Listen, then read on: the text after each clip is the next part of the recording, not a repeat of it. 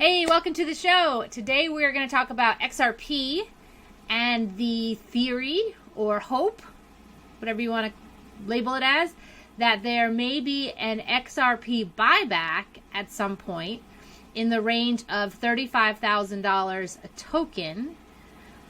Is this possible? How does it work? Where did this idea come from? Stay tuned and we're going to walk through it today.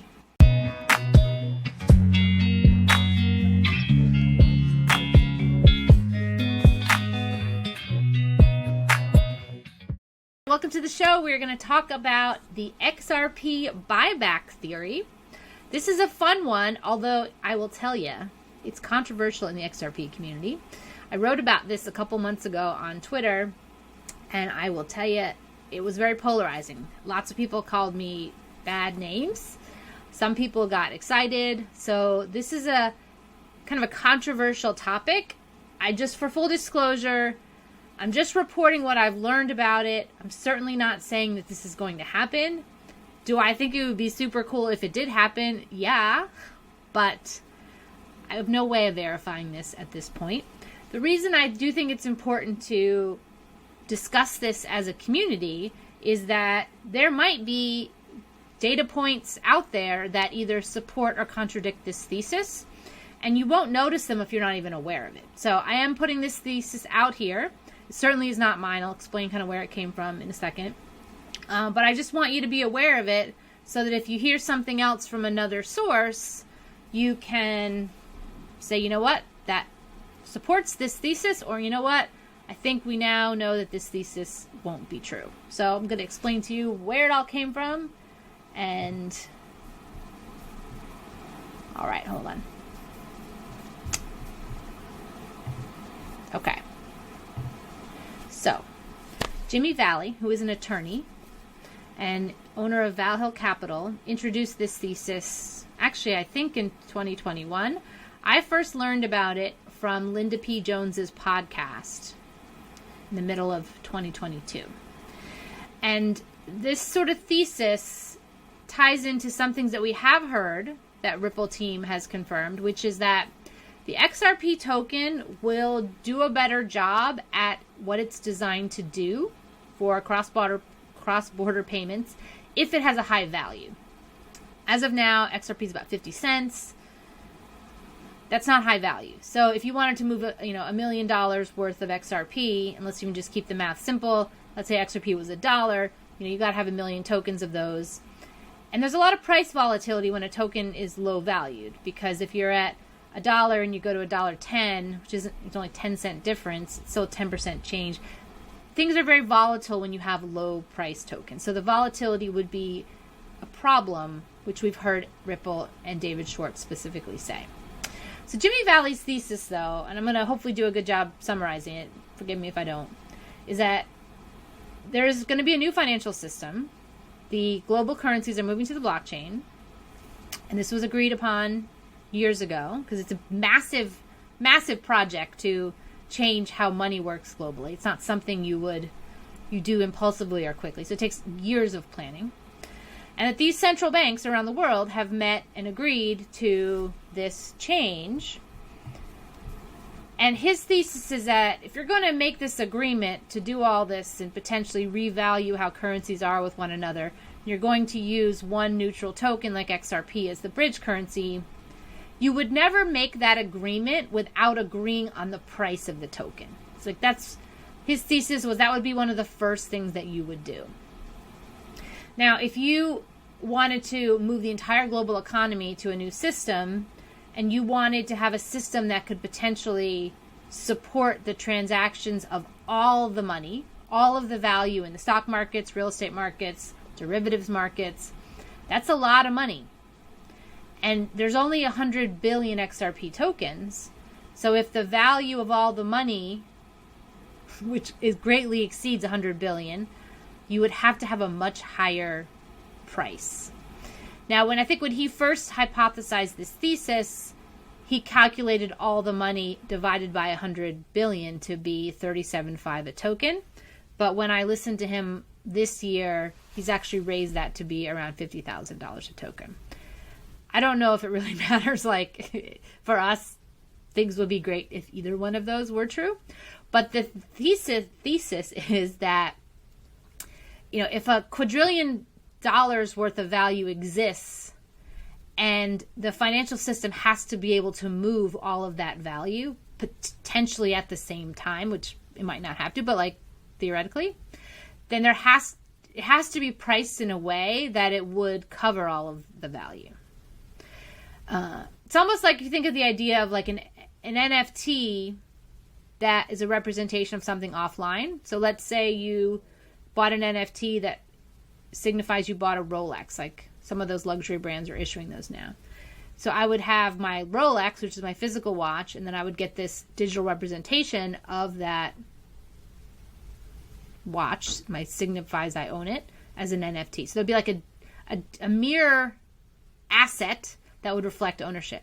So one idea that is thrown up, been thrown around, not part of this thesis specifically, is that if we were to move back to gold-backed currencies, there would be all this gold in the world, and there would be a digital currency that is kind of like a representation of that physical gold. And so if you think about all the gold, all the stocks, all the land, all the assets that exist, if you put those in a big pile and you said we have to issue digital currency that reflects all that value, that's where this number comes from. It has to cover all the money, all the things that have value, so that you could move to this new system and everybody still gets to own what they owned. Now, the buyback theory also sounds strange because it's not something any of us in our lifetime have ever experienced. The government has never said, I can't own something, we're going to buy it back from you. But almost 100 years ago in the U.S., in 1933 specifically, there was a lot of volatility in the U.S. financial markets and the U.S. monetary system. We were in the middle of early stages of the Great Depression. And so the president at the time, FDR, he outlawed ownership of gold among citizens. Kind of crazy to imagine that happening, that it became illegal to own gold. And you were forced as a citizen to sell it to the government at the price of $20 an ounce. And if you did not, you got caught. You were in trouble. The fine was equivalent to a modern day $165,000 fine. That's a chunk of change. And you potentially went to jail for 5 to 10 years. Like, they were not messing around with this rule. They really did not want citizens to own gold.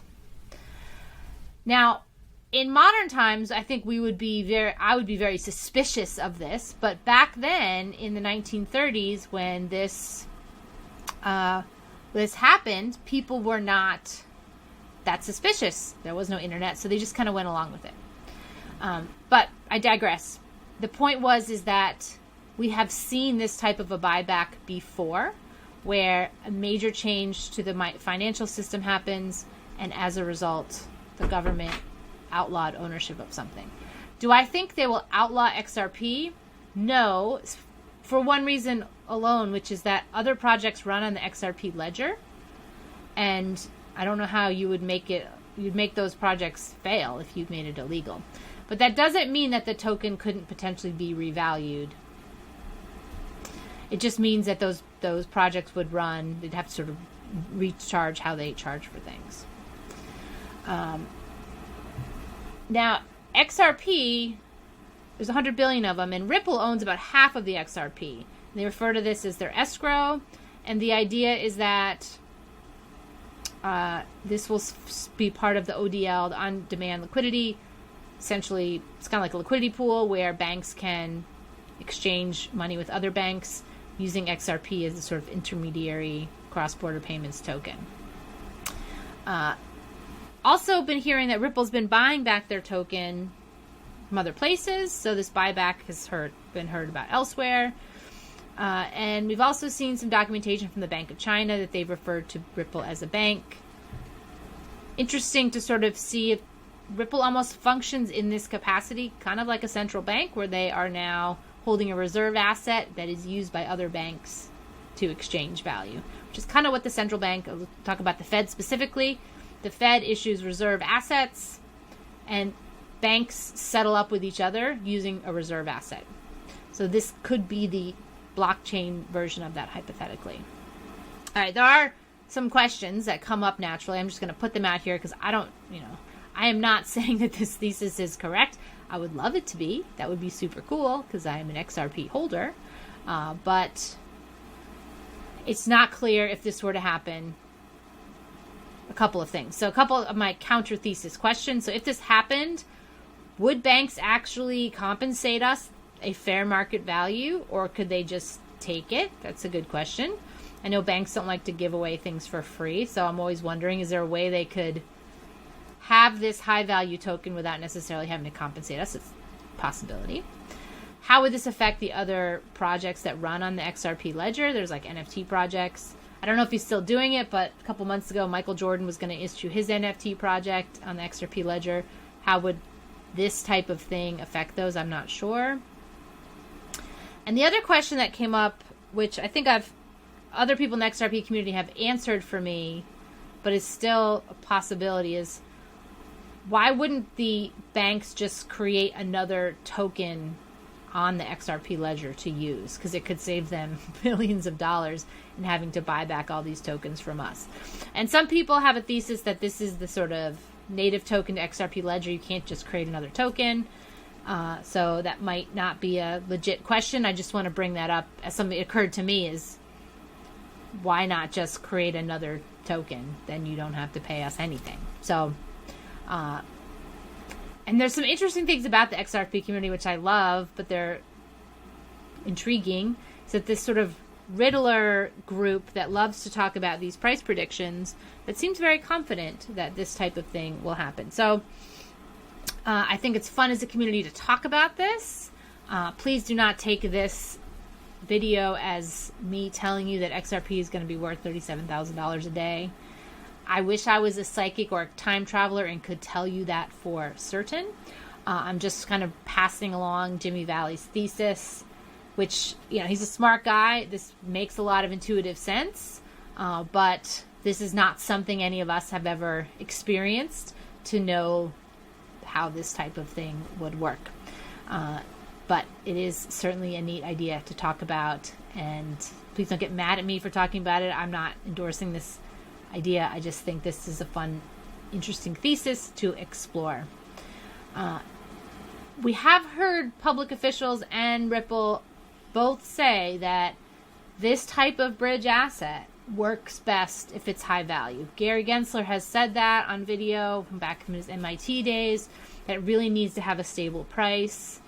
David Schwartz has also said that XRP works best if it has a high value. So this isn't just coming from Jimmy Vallee alone. Now, the actual number itself is trickier because it, you know, if XRP has to cut all the money, excuse me, we're still hypothesizing what all the money would literally include. But it is a neat thesis. So check out the description below, and I have some more links if you want to read about this some more. And if you would like to join my membership called 2 Steps Ahead, where we talk about these types of things, as well as how geopolitics and the future of money kind of affect where our world is going, the link to do that is in the comments as well. All right, we'll see you in the next video.